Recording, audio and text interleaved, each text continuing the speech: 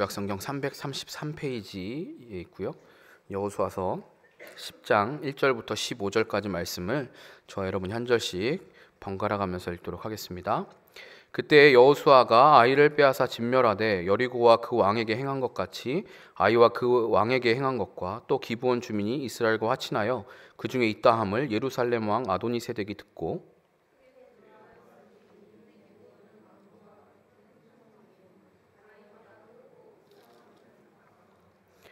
예루살렘 왕 아도니세덱이 헤브론 왕 호함과 야르뭇 왕 비람과 라기스 왕 야비아와 에글론 왕 드빌에게 보내어 이르되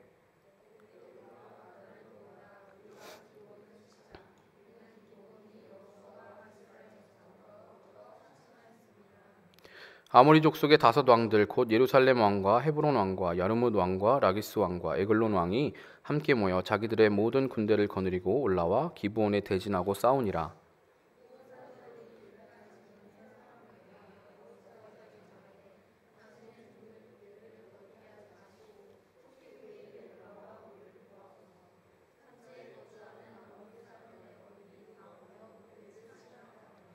여호수아가 모든 군사와 용사와 더불어 길갈에서 올라가니라.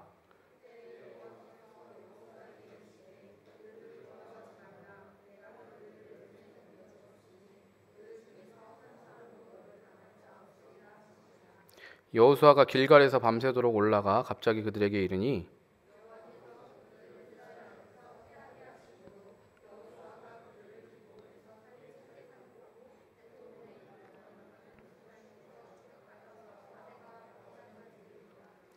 그들이 이스라엘 앞에서 도망하여 베토론의 비탈에서 내려갈 때에 여호와께서 하늘에서 큰 우박 덩이를 아세가에 이르기까지 내리심에 그들이 죽었으니 이스라엘 자손의 칼에 죽은 자보다 우박에 죽은 자가 더 많았더라.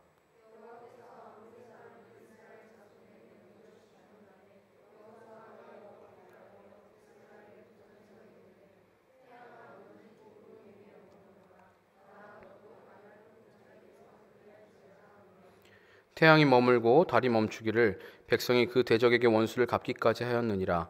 야살의 책에 태양이 중천에 머물러서 거기 종일토록 속히 내려가지 아니하였다고 기록되지 아니하였느냐.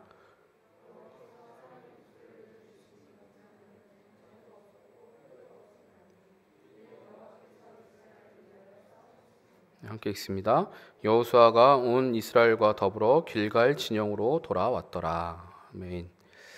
오늘 기브온을 구하다라고 내가 수정해 달라고 했는데 또 바뀌었네. 네, 기브온을 구하다. 주보에 오타가 났어요. 기브온을 구하다이고요. 기브온을 구하다라는 제목으로 함께 말씀 나누겠습니다. 여러분 혹시 사기 당해 보신 적 있으세요? 사기 당해 뭐 살면서 한 번쯤 그런 일 있지 않을까요? 뭐 꼭 무슨 보이스피싱 뭐 이런 거 말고요. 크고 작게 여러분들 이런 사기를 당해본 경험이 있지 않을까 생각을 해보는데요. 저 중학생 시절 때 같은 반 친구에게 사기를 당한 적이 있습니다. 당시에 저는 열심히 용돈을 모아서 유명 브랜드 지갑을 사고 싶었던 그 마음이 있었는데 같은 반 친구가 자기의 것을 중고로 싸게 팔겠다고 이렇게 이야기를 한 거예요. 그래서 그 말을 믿고 돈을 주었죠. 이 친구가 물건을 안 가져다 주는 거예요. 그 지갑을. 그래서 막 자꾸만 뭐 깜빡했다. 깜빡하고 안 갖고 왔다. 이 핑계 저 핑계 한두 번이지 계속해서 그 핑계를 대고 차일피일 계속 미루었습니다. 너무 화가 나고 짜증이 났지만 나보다 덩치도 큰 친구였고 뭐 그렇지 않다고 해도 싸우는 걸 싫어하기 때문에 좋은 방식으로 해결하려고 했으나 계속 약속을 지키지 않으니까 너무너무 이제 짜증이 났죠. 화가 났죠. 그래서 이제 선생님한테 내가 이야기하겠다고 말해서 겨우 이제 물건을 받아냈는데 뭐 그 지갑을 받고 나서도 이 친구가 나에게 계속 거짓말을 했기 때문에 이 물건이 진짜인지 가짜인지 믿을 수 없는 거예요. 진짜 그 유명 브랜드의 그 지갑인지를 알 수가 없는 거죠. 그래서 다른 친구한테 이거 진짜인지 맞냐고 막 물어보기도 하고 그랬었습니다. 형 기분이 나쁘고 찝찝해서 이후로 그 친구를 다시는 상대하지 않았던 적이 있습니다. 저는 이렇게 비교적 작은 일에 속았지만 이렇게 작은 일로 속아도 우리는 굉장히 화가 나죠. 내가 믿었는데 그에 대한 보답이 사기와 거짓말이라면 우리는 정말 화를 내게 되고 할 수만 있다면 상대방에게 복수하거나 시시비비를 가르고자 굉장히 애를 쓸 것입니다. 지난주에 여호수아와 이스라엘 백성들이 기브온 사람들에게 속아서 그들과 화친을 맺는 9장 본문 말씀을 함께 나눴습니다. 사탄은 그렇게 우리를 속이고 넘어뜨리려고 하니까 여호수아와 백성들이 실수한 것처럼 하지 않도록 우리는 늘 하나님 앞에서 하나님께 물어야 하고 하나님의 타이밍을 기다려야 된다라고 말씀드렸습니다. 그렇게 해야만 우리는 죄의 유혹을 분별할 수 있는 영적 분별력이 생기게 된다라고 말씀드렸죠. 그래서 계속 묻고 기다리고 하나님의 타이밍 때까지 기다리고 하는 그 훈련이 계속해서 우리 삶에서 반복되어야 될 것을 이야기했습니다. 그런데 오늘 본문은 이미 내가 속아 넘어갔을 경우에는 어떻게 해야 하는지를 생각해 보게 됩니다. 그렇게 분별하려고 했음에도 불구하고 우리는 속아 넘어갈 때가 있죠.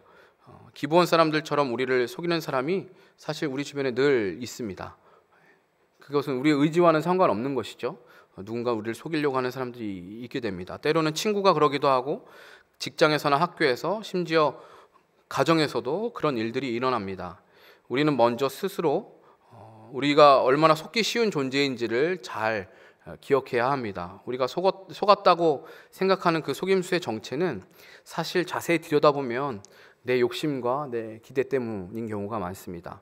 내가 좋아하는 돈, 내가 좋아하는 사랑, 내가 좋아하는 건강 때문에 분별력을 잃고 결국에는 그 내 욕심에, 내 탐심에, 내 기대에 속아 넘어가서 결국 우리 스스로 분별력을 잃고 속아 넘어가게 되죠. 우리가 쉽게 요즘 이렇게 생각하는 믿지 않는 우리 젊은 세대들이 쉽게 이제 정당화하는 것 중에 하나 동거이죠. 결혼 전에 동거하는 문제. 동거를 정당화하는 이유의 핵심이 무엇이죠?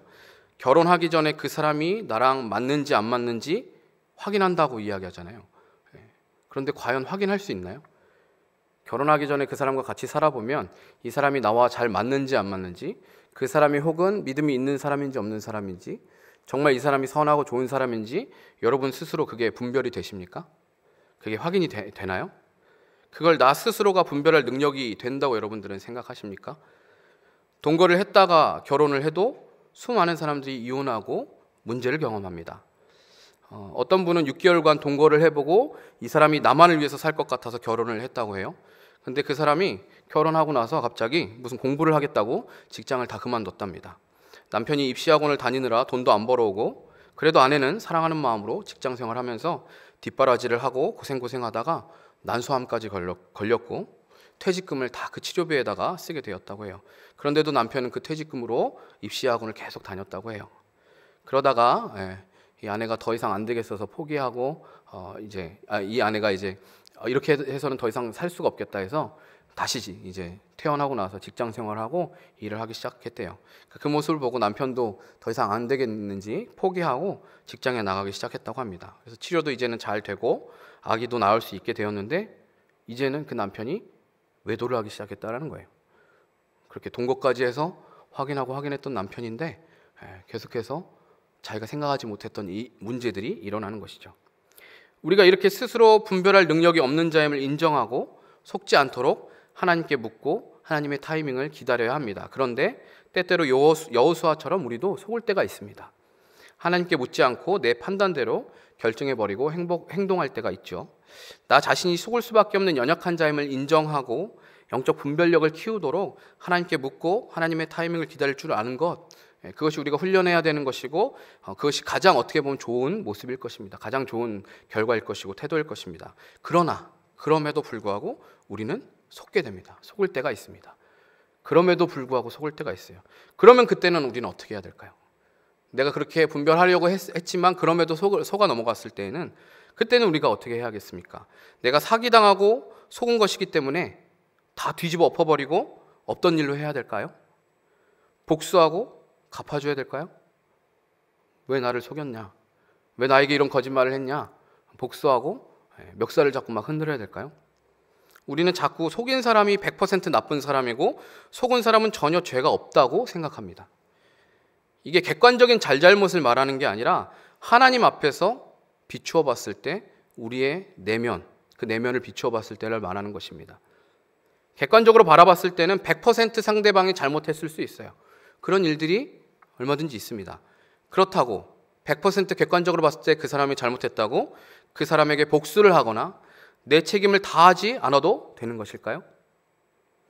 결혼을 했는데 상대 배우자가 외도를 했다고 칩시다. 그러면 외도한 배우자를 사람 대접도 안 해주고 매일 욕을 퍼붓고 위자료를 수십억을 청구하는 게 과연 정당한 일일까요? 물론 이걸 직접 경험해보지 않은 사람 입장에서 쉽게 이야기할 수는 없는데요. 우리가 하나님 앞에서 대했을 때 한번 생각해 보자고요. 그렇게 하는 게 정상일까요? 그게 지극히 당연한 태도일까요? 그렇게 하면 모든 것이 보상되고 회복이 될까요? 하나님 앞에서 한 몸이 된 부부를 결코 갈라놓을 수 없다라고 사람들 앞에서 하나님 앞에서 맹세하고 서약했어요. 그랬는데 상대방이 나에게 거짓말했다고, 책임을 다하지 않았다고 갈라서려고 결정하는 것이 과연 하나님 앞에서 옳은 선택일까요? 저는 지금 이혼한 분들을 정죄하는 말을 하는 게 아닙니다. 결혼뿐만 아니라 어떤 문제를 우리가 대하든지 여러분들이 혹시라도 그렇게 쉽게 하나님 앞에서 한 약속과 원칙을 상대방의 책임을 돌려서 상대방을 핑계로, 상대방이 취한 그 태도를 핑계로 그 책임을 지지 않으려는 그 태도를 경계하라고 말씀드리는 것입니다. 여호수아와 족장들은 비록 속았지만 원칙으로 돌아가서 맹세를 지킵니다. 속인 기브온 사람들에게 너희들이 거짓말을 했으니까 이 협약은 무효야. 너희들이 거짓말한 거잖아. 그러니까 이것도 성립될 수 없어라고 말하지 않습니다. 그들이 속였음에도 기브온 사람들을 안고 가요. 끝까지 그들을 지켜줍니다. 하나님 앞에 자신들이 지켜야 할 원칙, 하나님 앞에 지키겠다고 맹세했던 그 원칙들, 약속들을 최선을 다해서 지킵니다. 여호수아와 이스라엘 백성들 입장에서는 굉장히 억울하죠. 저 사람들이 우리를 속인 건데, 깜빡 넘어간 건데, 아주 치밀하게 계획을 짜가지고 증거까지 다 해가지고 다 꾸미고 와서 했는데 얼마나 억울하겠어요. 그런데도 불구하고 하나님 앞에서 했던 그 약속, 그 사람들이 미울지라도 그 약속을 지켜나갑니다. 그러니까 기브온이 아모리 족속 다섯왕 공격을 받을 때, 기브온 공격할 때 밤새 달려가서 그들을 구원해내지 않습니까? 속은 사람도 하나님 앞에서 회개해야 할 것이 있습니다. 앞에서 말씀드렸지만 내가 속아 넘어간 것도 사실 잘 들여다보면 내 안의 죄, 내 안의 욕심, 내 안의 기대함 때문에 그것에 속아 넘어간 경우들이 참 많이 있습니다. 여호수아와 족장들도 하나님 앞에서 묻지 않은 그 책임에 대해서 백성들의 원망을 들어요. 그러나 그 책임을 기브온 사람들에게 돌리지 않습니다. 저 사람들이 우리를 속인 거잖아. 우리가 잘못한 게 아니라 저 사람들이 우리를 속인 게 잘못한 거라고, 저들이 나쁜 거라고 라고 말하지 않습니다. 그 원망을 다 감내합니다. 다 듣습니다. 하나님 앞에서 그리고 한 약속을 지키고자 최선을 다합니다. 그렇게 했을 때 하나님은 결국 이스라엘이 아모리 족속의 다섯 왕들을 물리칠 수 있게 해주십니다. 지금 당장은 나에게 해가 되고 내가 손해보는 것 같지만 그럼에도 내가 품고 하나님 앞에서 지키기로 한 원칙과 약속을 지켜나가면 그것은 하나님께서 일하셔서 위로하시고 하나님의 방법으로 갚아주신다는 것이죠. 우리는 속았더라도 회개하고 돌이켜서 하나님 앞에서 내가 지켜야 될 원칙을 지켜나가야 합니다. 어떤 문제를 당해도 그 안에서 내 문제를 발견할 수 있어야 하고 거기서 돌이켜서 내가 지켜야 될 원칙들을 최선을 다해 지켜나간다면 하나님께서 그런 우리의 모습을 보시고 회복시키시고 바로잡아갈 수 있게 하실 것입니다. 그런데 문제는 여기서 한 걸음 더 나아가서, 사실 그것도 힘들어요. 그것도 힘든데 여기서 한 걸음 더 나아가서 기브온 주민들이 여호수아와 이스라엘 백성들에게 자신들을 도와달라고 요청하고 있다는 사실이에요. 이거는 마치 나에게 사기를 친 나쁜 인간이 자신의 사정이 어려워지니까 찾아와서 도와달라고 말하는 것과 같습니다. 나한테 거짓말해서 나를 속여서 나한테 사기를 쳐놓고 자기가 불리해지고 어려워지니까 살려달라고, 좀 도와달라고 이야기하는 거예요. 외도에서 내가 미워 죽겠는 그 배우자가 자기 돈이 떨어졌다고 돈 좀 꺼달라고 이야기하는 거예요. 그런 상황과 같은 거예요. 나를 속인 것도 분해 죽겠는데 무슨 낯짝으로 나를 도와달라고 얘기하지? 양심이 있는 거야, 저 인간은? 저러니까 욕을 먹어도 싼 거야. 이런 생각을 우리는 하죠. 그러니까 반성하기는커녕 한술 더 뜨는 거죠, 상대방이. 지가 양심이 있으면 나에게 이런 부탁을 하면 안 되지. 응? 하긴 양심이 없으니까 저런 짓을 했겠지. 더 열이 받죠. 이런 미친놈이라고 욕을 한 바가지 해줘도 시원찮을 것 같습니다. 세상 사람들은 이런 상황에서 그들에게 선을 베풀면 호구가 되는 거라고 말해요. 그리고 그렇게 선을 베풀면 상대방이 나를 만만하게 생각하고 우습게 여기고 또 똑같은 식으로 속이려고 할 거라고 말합니다. 근데 우리 그리스도인들도 그렇게 해야 될까요? 지금 이 말을 성경적인 가치 기준으로 보지 못하면 그러면 예수 믿는 사람은 뭐 다 호구로 살라는 거예요? 그럼 나쁜 짓 하는 사람들은 무조건 다 용서해 줘야 된다는 말입니까? 라고 생각할 수 있어요.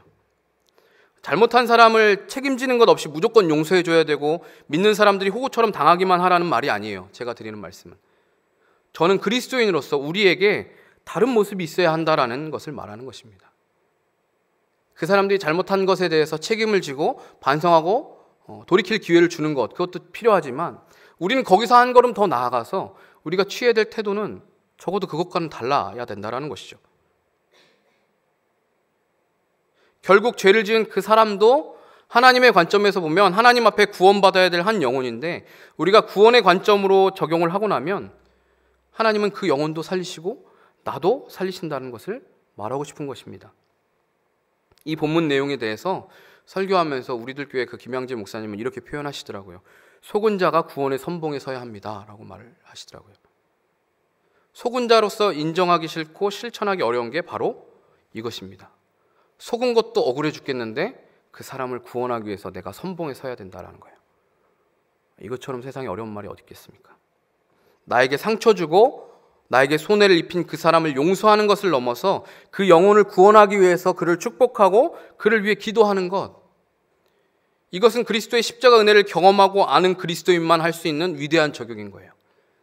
그리스도의 사랑을 경험하지 못하면 이걸 절대 할 수 없어요. 내가 그 사람을 용서하고 혹은 그 사람을 위해서 축복하고 기도하는 것, 세상 사람들이 보기에는 호구 같은 짓이죠. 그럼 바보 같은 짓이 어딨냐라고 말하죠. 근데 예수 그리스도의 십자가 은혜를 경험한 사람만 할 수 있어요. 어떤 분이 친한 친구에게 돈을 빌려줬는데 오랫동안 돈을 갚지 않더랍니다. 돈도 돈이지만 친구에 대한 배신감 때문에 막 부들부들 떨렸다고 해요. 그러나 말씀을 들으면서 내 배신감만 생각하고 굳어나서 힘들어하는 그 친구의 아픔과 하나님의 마음을 생각하지 못하는 자신의 이기심을 깨달았다고 합니다. 하나님께 그 이기심을 지적받고는 꺼이꺼이 울었다고 해요. 자신의 돈을 찾는 것보다 하나님이 기뻐하시는 일을 하는 것이 중요하다는 것을 깨닫고 그 친구를 위해서 기도하게 됐다고 합니다. 이게 한 영혼에 대한 하나님의 사랑을 알아가는 과정인 것이죠. 그리고 세상이 할 수 없는 적용인 것이죠.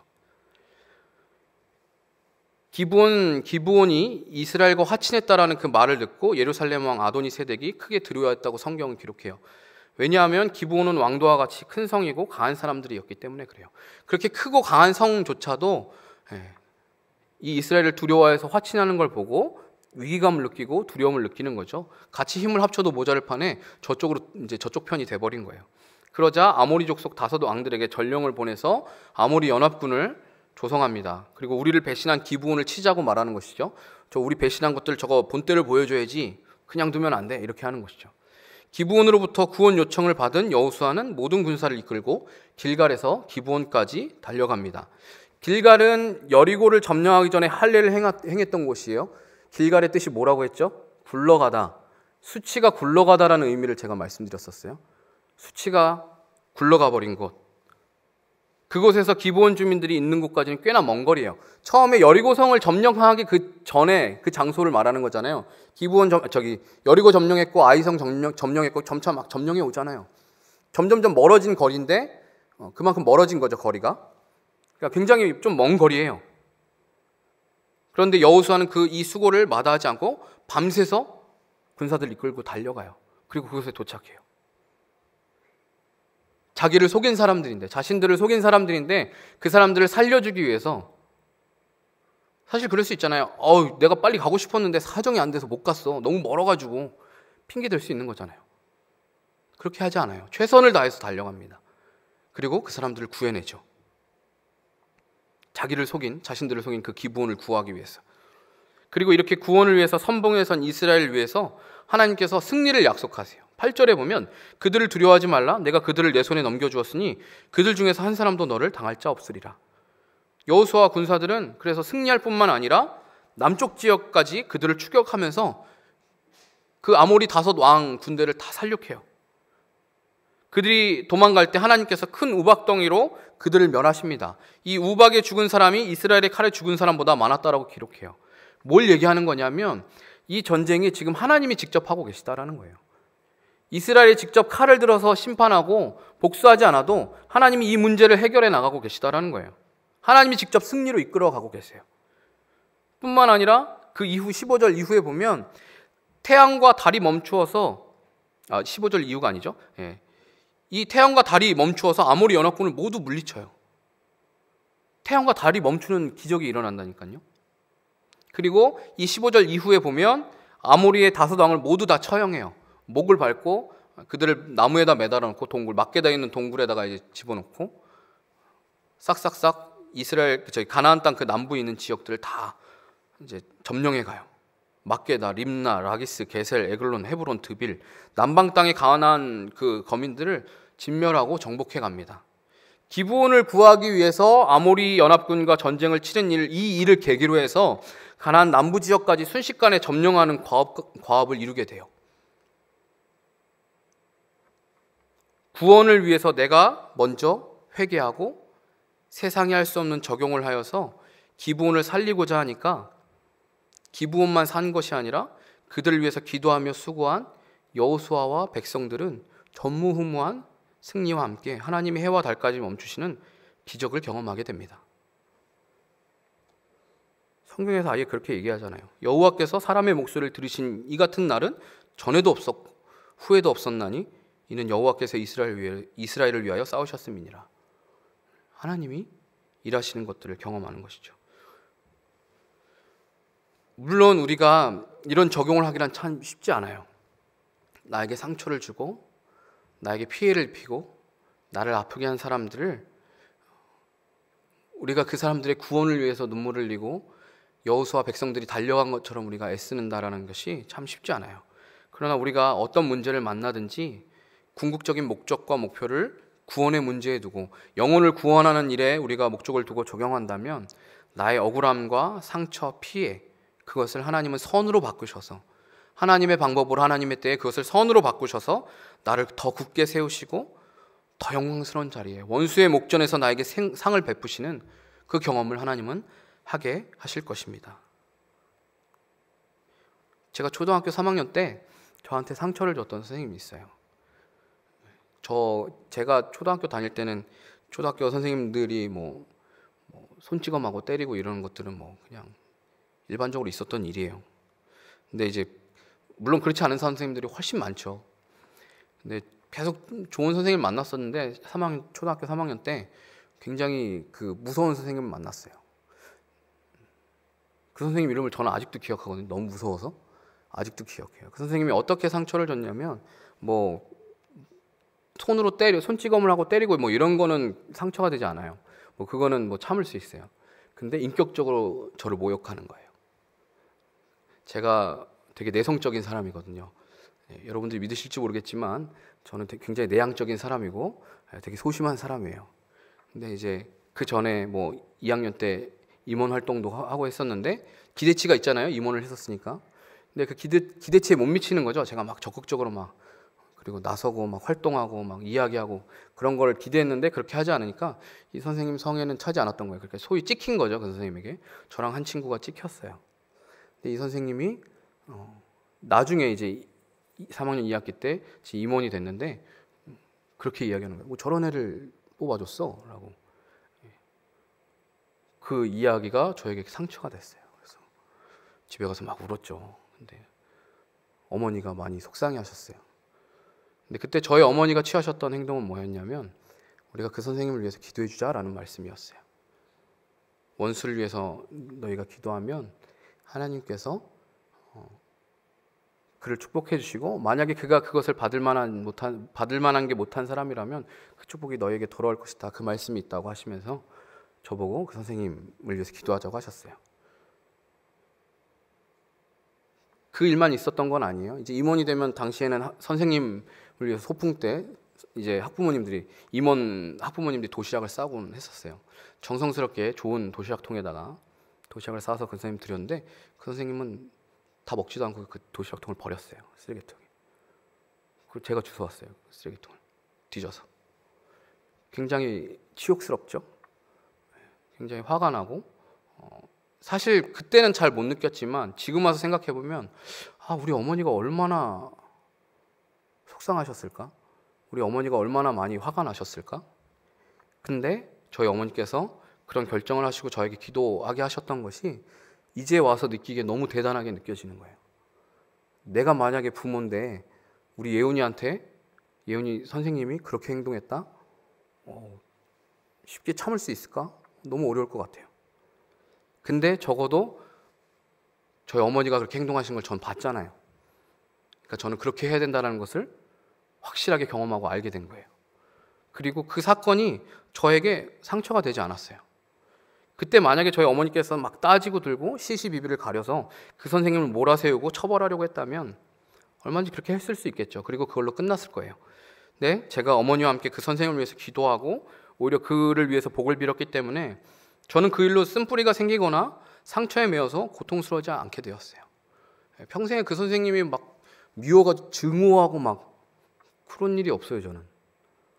그래서 예전에 이제 예수전단 DTS 받을 때 내적 치유 기간에 그런 내적 치유를 할 때 이런 상처들을 이제 다시 끄집어내서 쓴뿌리라고 하죠. 이런 것들을 끄집어내고 치유하는 과정을 거치는데 다른 사람들은 용서 못해! 막 죽여버릴 거야! 막 이러는데 저는 용서하겠습니다. 네, 그리스도의 이름을 용서합니다. 되게 신기하게 저를 봤어요. 저도 놀라웠어요. 하나도 분노가 일어나지 않았거든요. 내가 이상한 건가? 막 그렇게 생각했었어요. 물론 그 선생님이 지금 예수님을 믿고 변화되셨는지는 알 길이 없지만 부디 그렇게 되셨기를 바라고 있습니다. 그 일이 저를 옥죄이고 저의 발목을 잡고 있지 않아요. 그게 사실 어머니가 선택하신 그것을 제가 따라갔기 때문에 그랬던 것 같아요. 오늘 말씀을 마무리하면서 지난주에 있었던 한 가지 이야기를 좀 말씀을 드릴게요. 이제 연말이 다가오는 요즘 저는 참 많이 바쁘고 정신없이 지내는 편입니다. 요즘 무슨 정신으로 살고 있는지 하나도 기억이 나지 않아요. 바쁘다 보면 저에게 찾아오는 문제가 생기는 것들이 있는데 그게 뭐냐면 여유가 없으니까 마음이 인색해지고 여러 가지로 불편해지는 거예요. 원래도 인색한 사람이지만 전에도 나눈 것처럼 저의 연약함인 자기의 때문에 여유롭지 못하고 그것에 맞지 못하면 부딪히면 혈기를 부리는 일들이 생기게 돼요. 몇 주 전에 이제 교회 주차장에서 외부 차량이 무단으로 주차하는 문제 때문에 그 일을 처리하느라고 스트레스가 많았어요. 잘못을 한 사람이 자기의 책임을 잘 지고 사과하면 되는데 그렇게 행동하지 않았거든요. 그래서 그거를 이제 해결하느라 스트레스를 엄청 받았어요. 사람들이 참 비상식적으로 행동하고 막 잘못을 사과하거나 예의를 갖추기보다는 막 핑계대면서 책임지지 않으려고 하는 모습을 보면서 화가 많이 났죠. 다행히 이제 그 몇 주 전에 그 한 사건은 잘 참고 사실은 막 이렇게 따지고 들고 싶었어요. 여전히 제 안에서 제 의가 꿈틀대면서 사람이 뭐 행동을 그따위로 하십니까? 이렇게 말하고 싶었지만 잘 꾹꾹 참고 좋게 말하고 넘어갔어요. 근데 지난 주중에 일이 터졌습니다. 전의 일로 교회 무단 주차에 스트레스를 받고 있는데 그날 하필 이제 교회차가 방전이 됐어요. 교회차를 써야 되는데 교회차가 방전이 된 상황이었습니다. 이제 AS를 불러서 방전을 이제 다시 이제 점프선을 가지고 시동을 걸면 이제 좀 한동안 기다려야 되거든요. 시동을 끄지 않고 차 안에서 기다리고 있는데 어떤 분이 또 교회에다가 무단으로 차를 주차하고 가는 거예요. 교회 볼일을 보러 온 사람이면 주차를 하고 교회로 들어와야 되는데 주차를 하고 나가는 거죠. 그런 사람들 많이 봐서 이제 저는 알죠. 그래서 교회 차를 몰고 쫓아갔어요. 걸어가는 그분에게 교회 차를 몰고 쫓아갔습니다. 그 순간 하나님께 물었어야 되는데 하나님께 묻지 않고 바로 그분을 쫓아가서 왜 여기에 주차하시냐고 물었어요. 물론 보자마자 왜 여기다 주차해요? 이렇게 얘기하지 않았고요. 여기에 왜 주차하셨어요? 라고 물었죠. 그분은 옆에 부동산에서 여기에 차를 대라고 이야기했다고 했어요. 저는 부동산에서 그 어떠한 얘기도 그 어떤 말도 들은 적이 없습니다. 그랬더니 그분이 하시는 말씀이 부동산 쪽이랑 저보고 얘기해보라는 거예요. 그래서 저는 어이가 없었죠. 내가 그걸 왜 물어봐야 되죠? 그렇잖아요. 그걸 내가 왜 물어봐요? 우리 교회에서 허락한 적이 없고 당신은 무단으로 주차를 한 거기 때문에 물어보면 당신이 물어봐야죠. 부동산 쪽에다가 당신이 물어봐야 왜 저보고 물어보라고 하세요? 당신이 물어봐야 되는 거 아닙니까? 이게 논리가 통하지 않잖아요. 논리로 자기가 이제 설득이 안 되니까 이제는 인정으로 호소하는 거예요. 잠깐만 대주게 하면 안 되는 거냐고 이야기하더라고요. 여기서 그쳤으면 그냥 잠깐 되고 그러면 잠깐 되시는 거니까 금방 빼시라고 이야기를 했을 텐데 그 다음에 이분이 하신 말에 제가 혈기를 참지 못했어요. 교회에서 좀 당연하게 대주게 해야 되는 거 아니에요? 라고 말하는 거예요. 당연히? 당연이라고? 아니 그게 왜 당연한 거예요? 자기 마음대로 대놓고 당연히 되게 해줘야 되다니요. 이게 말인지 방구인지 안 그래요? 자기 멋대로 대놓고 교회에서 당연히 대주게 해야 되는 거 아니냐고. 왜 당연하게 대줘야 되는 거죠? 저는 그건 그쪽이 할 말이 아니라고 얘기했어요. 그거는 교회 쪽에서 교회 입장에서 그렇게 생각해서 배려해주면 그쪽 입장에서 고마운 거지만 그렇지 않더라도 할 말이 없는 거예요. 무단 주차한 사람의 입장에서 주장할 말은 아닌 거죠. 잘못을 한 사람이 당연히 용서해줘야 되는 거 아닙니까? 당연히 이해해줘야 되는 거 아닙니까? 하는 것은 할 말이 아닌 거죠. 그러면서 저보고 목사님이 아량을 베풀어야죠 라고 이야기를 하더라고요. 막 소리를 지르더라고요. 목사님이 아량을 베풀어야죠. 그래서 아량을 안 베풀 거니까 그럼 차를 빼시라고 얘기를 했습니다. 잘못한 사람이 오히려 아량을 안 베푼다고 막 화를 내는 거예요. 왜 이렇게 아량을 안 베풀어? 어이가 없어가지고 알았으니까 차나 빼시라고 이렇게 이야기했어요. 사실 그 후에 더 하고 싶은 말이 있었는데 못한 게 너무 억울한 거예요. 아니 아줌마, 그러면 아줌마 집 주소 알려주세요. 저 집에 가가지고 한숨 자고 밥 해먹고 좀 갈게요. 좀 쉬다가 갈 수 있는 거 아닙니까? 아량을 베푸셔야죠. 그 정도도 못하세요? 그렇게 말하고 싶었어요. 당연한 논리 아닙니까? 같은 논리로 따지자면 내가 당신 집에 무단으로 들어가서 쉬고 가고 내가 하고 싶은 거 하고 가도 아량을 베풀어서 참아줘야 되는 거 아니냐. 그거랑 똑같은 논리거든요. 이 일이 있고 그분은 차를 뺐어요. 근데 기분이 내내 좋지 않은 거예요. 물론 이제 다툼이 있으면 기분이 안 좋지만 그거 이상으로 너무 마음이 찝찝했어요. 이겼지만 이긴 것 같지 않았어요. 누가 봐도 그 사람이 몰상식한 태도를 보인 거고 예의도 없었거든요. 객관적으로도 100% 그 사람이 잘못이었어요. 그러나 저는 계속 마음이 불편했어요. 왜 그럴까? 기도하면서 하나님께 물어봤습니다. 근데 지난 5월, 6월에 저를 생각나게 하셨어요. 제가 우리들 교회에서 하는 목욕탕 큐티 세미나 갔다 오고 나서 은혜를 받고 여러분들에게 그런 것들 많이 나눴었죠. 그 과정을 거치면서 제 안에 내가 얼마나 자기의가 강한가를 하나님 보게 하셨다고 이야기했었어요. 그래서 내 안에 이런 연약함이 있어서 하나님 앞에 이 문제를 다룸받고 다듬어 가야 되겠다라고 이야기했었죠. 그래서 누군가 내 안에 자기의가 강하다는 것은 누군가 바르게 행하지 않으면 그것을 참지 못하고 정죄하는 내 모습. 사실 그게 옳고 그름을 따지는 분별하는 게 아니라 사실은 내 안에 교만이 자리 잡고 있어서 다른 사람을 이렇게 판단하고 정죄했다라는 것. 자기 의를 세우려는 그 교만함 때문임을 하나님은 말씀하셨어요.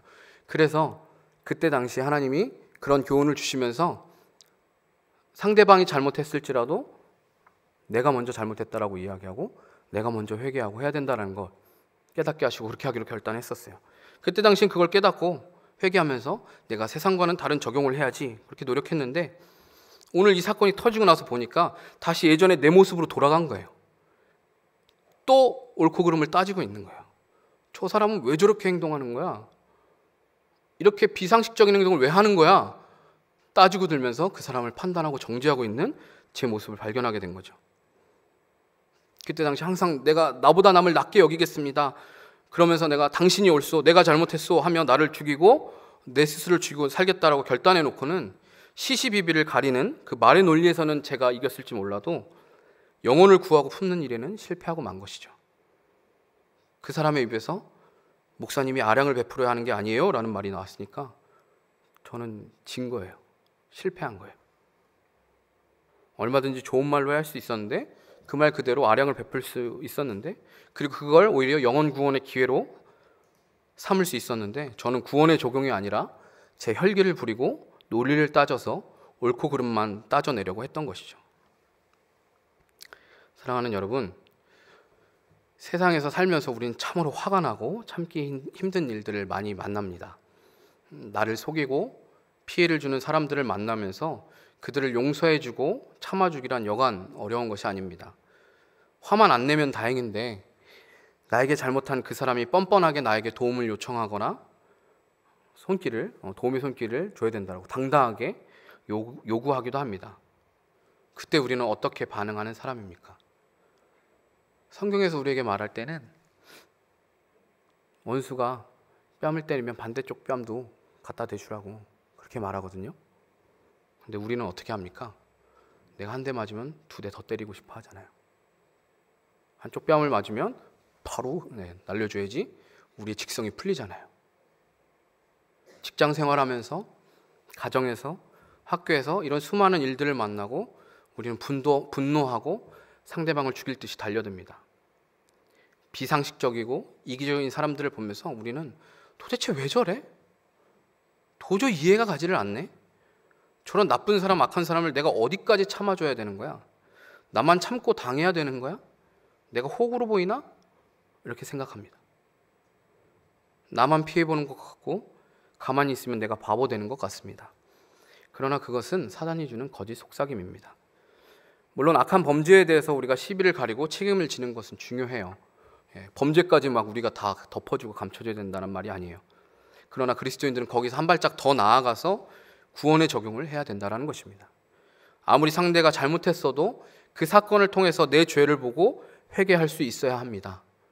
사람들 앞에서는 떳떳할지 몰라도 하나님 앞에서 내 죄가 무엇인지, 내가 철저하게 지키지 못한 내 마음의 태도는 없는지 점검해야 합니다. 그리고 사람을 살리는 구원에 적용을 해야 합니다. 내가 구원을 위해서 세상이 할 수 없는 적용을 할 때 바로 그때 나도 살고 내가 속한 공동체도 살고 죄인인 그 상대방도 살게 되는 것입니다. 만약에 그렇지 않으면 나도 죽고 그 사람도 죽는 거예요. 하나님께 범죄하고 하나님 앞에 죽어 마땅한 존재인 우리를 하나님께서 살리시고 구원하시기 위해서 예수님을 십자가에 내어주신 것처럼 말입니다. 하나님은 나를 통해서 사단의 세력을 멸하시고 영혼을 구원하시기 원하십니다. 그리고 우리가 일상에서 예수 그리스도로 어떤 시험과 유혹에서도 승리하기를 원하십니다. 우리가 승리한다는 것은 모든 일을 완벽하게 해내는 것이 아니라, 유혹을 다 이겨내고 떨쳐내는 것이 아니라, 바로 오늘 여호수아와 이스라엘 백성들이 적용한 것처럼 내가 속았을지라도, 내가 넘어졌을지라도 하나님 앞에 지키기로 한 약속을 끝까지 지키면서 구원의 선봉에 서는 것, 그게 진정한 승리인 것입니다. 나로 죽고 예수로 살아갈 때, 구원을 위해 내가 죽어지고 영혼을 살리기로 결단하여서 행할 때 하나님은 우리 삶에 기적 같은 일들을 행하십니다. 이스라엘 백성들도 살고 기브온도 살고 가나안 땅을 정복하고, 이 모든 일들이 여호수아 백성들이 기브온을 품고 갔을 때, 속았을지라도 그들을 품고 갔을 때 일어난 일입니다. 부디 늘 말씀 앞에서 우리가 자신을 돌아보고 기도하면서 하나님께 묻고 기브온을 구할 수 있는, 나의 기브온은 누구인지를 돌아보시면서 그 기브온을 구할 수 있는 저와 여러분 되기를 간절히 부탁드립니다. 함께 찬양하고 기도하겠습니다.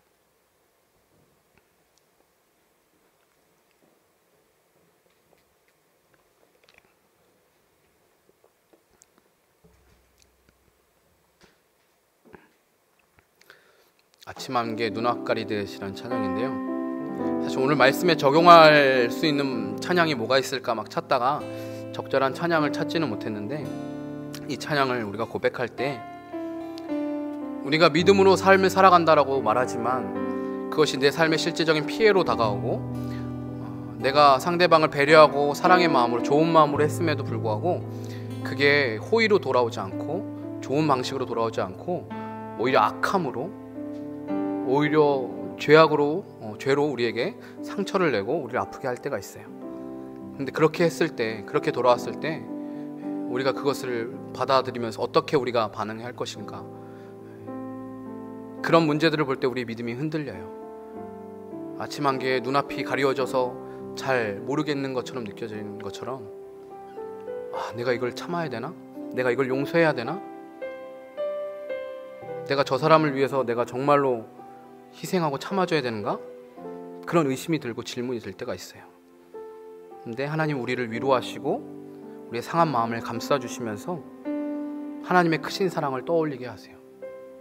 내가 너를 이렇게 용서하고 사랑한 것처럼 너도 그런 적용을 할 수 있었으면 좋겠다.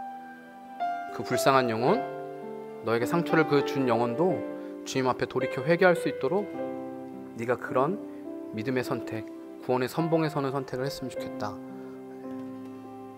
그 마음을 하나님, 우리가 이 찬양할 때 좀 깨닫게 해달라고 기도하는 마음으로 함께 이 찬양 고백했으면 좋겠습니다.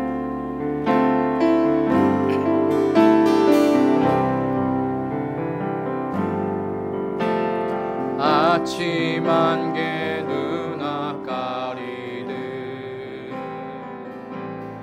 나의 약한 믿음 의심 쌓일 때 부드럽게 다가온 주의 음성 아무것도 염려하지 마라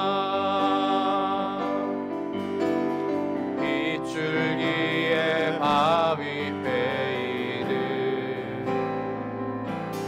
나의 작은 소망 사라져갈 때 고요하게 들리는 주의 음성 내가 너를 사랑하노라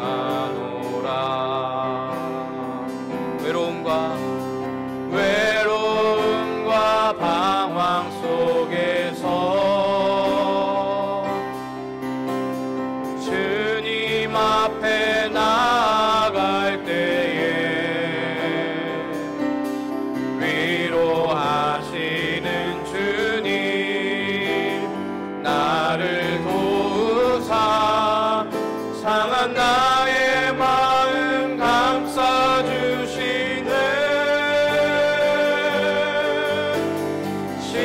십자가의 보혈로써 주의 크신 사랑 알게 하셨네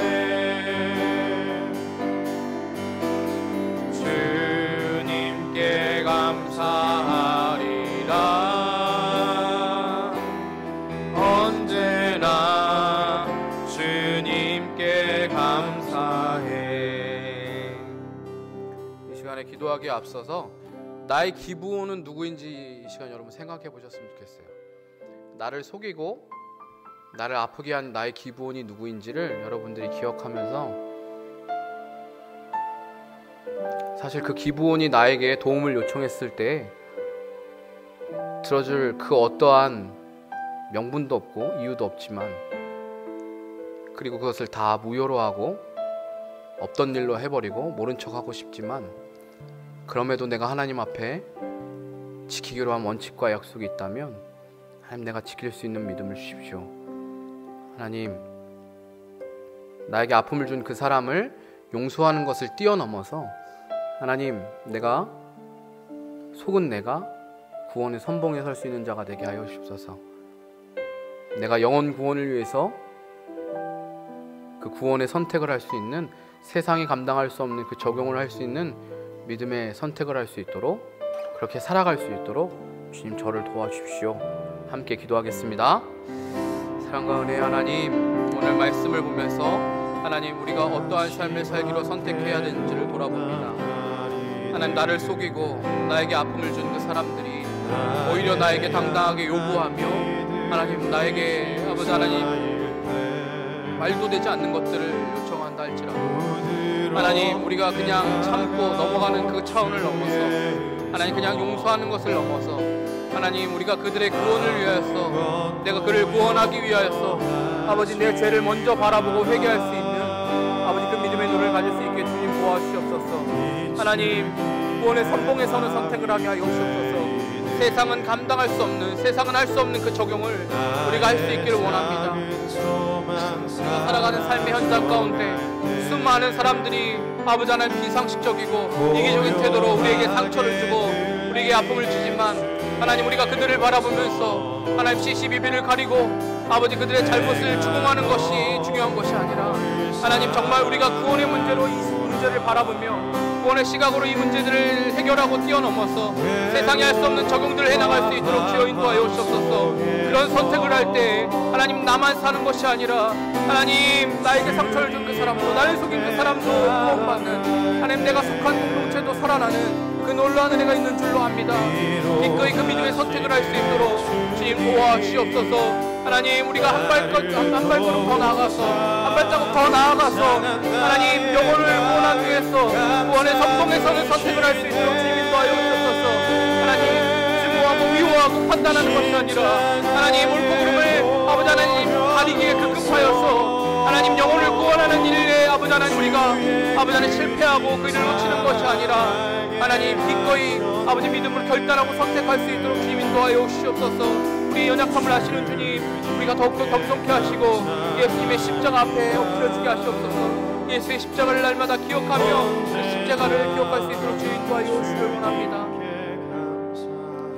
우리가 한 가지만 더 기도합시다. 하나님 사실 우리가 이 선택을 하는 것은 너무나도 어렵습니다. 하나님 나를 아프게 했고 하나님 나에게 피해를 줬고 하나님 나를 고통스럽게 한 그 사람을 하나님 용서하는 것도 힘든데 우리가 어떻게 그 사람을 위해서 구원을 베푸는 일들에 동참하고 그들을 축복할 수 있겠습니까? 하나님 우리의 힘으로는 우리의 능력으로는 할 수 없습니다. 하지만 하나님 우리에게 베푸신 그 십자가의 은혜를 그때마다 기억할 수 있게 하여 주옵소서.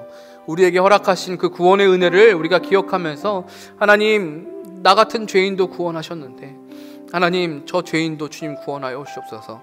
나와 같이 아직 주님을 만나지 못해서 하나님 이런 악하고 죄악된 행동을 하는 그 사람을 하나님 만나 주셔서 하나님 그도 돌이킬 수 있게 해달라는 그 말을 할 수 있도록 제가 그런 기도를 할 수 있는 하나님 그런 마음이 저에게 부어지도록 하나님 그런 선택이 찾아올 때마다 하나님 우리가 예수의 십자가를 기억하게 하시고 십자가의 그 사랑 그 보혈의 은혜를 기억하게 해달라고 우리 다시 한 번만 기도합시다. 하나님 이러한 선택의 어려움이 올 때마다 우리를 향하신 하나님의 놀라운 사랑을 기억하게 하여 주옵소서. 하나님 우리를 구원하신 나와 같은 죄인도 아버지 구원하시고 아버지 용서하신 그 하나님의 은혜를 십자가 보혈을 기억하게 하여 주옵소서. 하나님 나의 힘으로는 하나님 나의 의지로는 나의 마음으로는 그들을 용서하고 축복할 수 없습니다. 하나님 우리 안에 있는 분노와 아버지 내 안에 있는 미움을 우리 스스로 해결할 수가 없습니다. 하지만 하나님 오직 예수의 그 보혈의 은혜는 하나님 우리를 변화시키신 그 하나님의 사랑과 보혈의 십자가의 은혜는 하나님 우리가 그렇게 할 수 있게 우리에게 능력을 주신 줄로 믿습니다. 하나님 그 보혈의 능력을 우리 삶 가운데 다시 한번 떠올리게 하시고 기억하게 하셔서 날마다 그 십자가 앞에 엎드려서 아버지 주님 앞에 순종할 수 있게 하여 주옵소서. 영혼을 구원하는 그 일에 내가 동참하며 기꺼이 내가 그 일을 선택할 수 있는 믿음의 사람들 될 수 있도록 주여 인도하여 주시길 원합니다. 아버지 그 순간이 찾아올 때마다 우리가 고통스러워하면서 아버지 우리가 고통스러워하면서 몸부림치는 것이 아니라 예수의 십자가의 은혜를 붙잡고 아버지 용서하고 복종할 수 있도록 주님 은혜를 하여 주옵소서. 넉넉히 사랑으로 이길 수 있도록 주여 인도하여 주옵소서.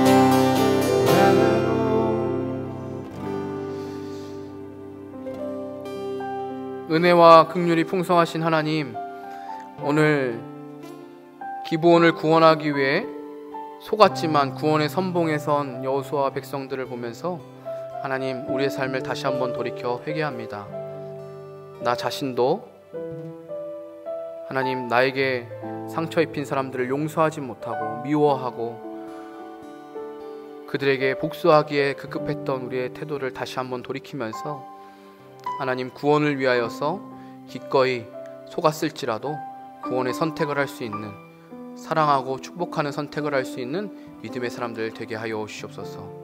한 걸음 한 걸음 그렇게 믿음으로 걸어갈 수 있는 우리 청년부 될 수 있도록 주님 축복하여 주시옵소서. 이제는 우주 예수 그리스도의 은혜와 하나님 아버지의 놀랍고 크신 사랑과 성령 하나님의 이로교통 충만하심이 구원의 선봉에 서기로 결단하는 사랑하는 지체들 머리머리 위에 이제로부터 영원토록 함께 있을지어다. 아멘.